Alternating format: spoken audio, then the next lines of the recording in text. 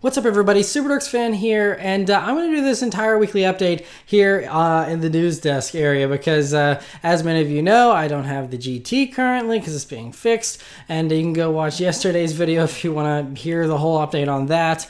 I'm currently driving a Hyundai Sonata rental car, which, no offense to Hyundai Sonata fans, but especially in base trim is not very nice. It actually drives decent, there's not much power, but the handling's pretty nice, and I don't dislike the car aside from the base model stuff, like, the armrests aren't padded and the base stereo and all that kind of stuff, but otherwise not a bad car, but not worth talking about in the driving portion. So just go straight into the news here, and that's okay because the news is more exciting this week anyway. And the first thing is that Aston Martin has unveiled a new hypercar that they've developed with Red Bull, and so it's going to be called the AMRB001. At least that's the code name for it currently, but it's going to be this two-seater hypercar that's going to be arriving in 2018.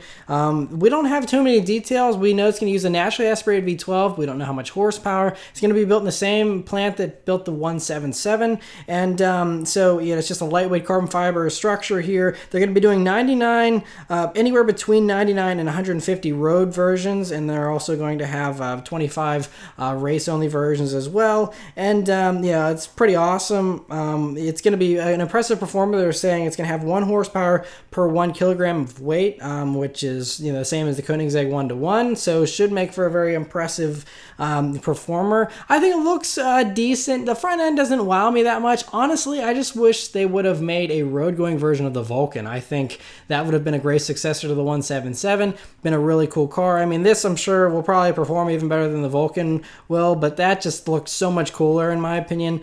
But, this is cool as well, but I personally prefer, the other 3 hypercars currently out there. But still awesome to see this, and I'm sure it'll sound amazing too. Speaking of those other hypercars, though, Ferrari this week officially unveiled the LaFerrari Spider. They're not sure about the name yet. Some people were saying it might be called a LaFerrari Aperta instead. But either way, convertible LaFerrari is going to have a removable either carbon fiber panels, or it's going to have just a cloth soft top, and you're never going to be able to probably even drive it with those tops on at any reasonable speed. It's strictly, I think, a convertible, and it's going to be more expensive than the standard LaFerrari too. This one's going to cost $1.4 million, and it's already completely sold out. It's sold out almost immediately. They're building between 150 to 200 cars, which is even less than the 499 of the original LaFerrari. But all we have are these 3 pictures. Looks really cool, and exactly how you would expect a LaFerrari to look, basically.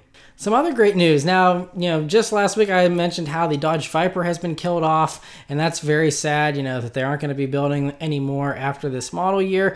But the good news is all those special editions that I mentioned in that video, those have all sold out like immediately. They said that all cars were spoken for in just 5 days, 206 cars, which considering that up until May of this year, or through May of this year, they only sold 241 Vipers, and then in 5 days they sold another 206 as soon as they announced that they're discontinuing them. So everyone's like freaking out, going and buying all these limited edition versions that they're hoping will be worth big bucks someday, I guess.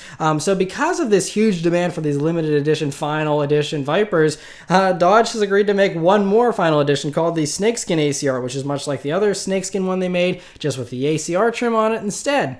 So awesome. I think that's a cool color combination as well. Should be another one that sells out immediately. They say they're going to build up to 31 of them, but since they're all selling out, I'm sure they'll build actually 31. And but good to see that at least it's going out with a bang here, and there is people that love the Viper that are buying up these final editions. So cool to see that. Other Dodge and Chrysler news here is that the Jeep Grand Cherokee Hellcat, or what's going to be called the Trailhawk, or Trackhawk, I should say, that has been spied basically completely uncamouflaged. Doesn't look much different than a standard SRT Grand Cherokee. Just slight little tweaks there in the bumper and different badging and stuff. But otherwise, it looks mostly the same, but that's okay because it's going to be a total sleeper. I mean, Jeep, there's been rumors that they're getting 3.5 seconds 0 to 60 times here with this Hellcat, which makes it the fastest Hellcat compared to the Charger and Challenger.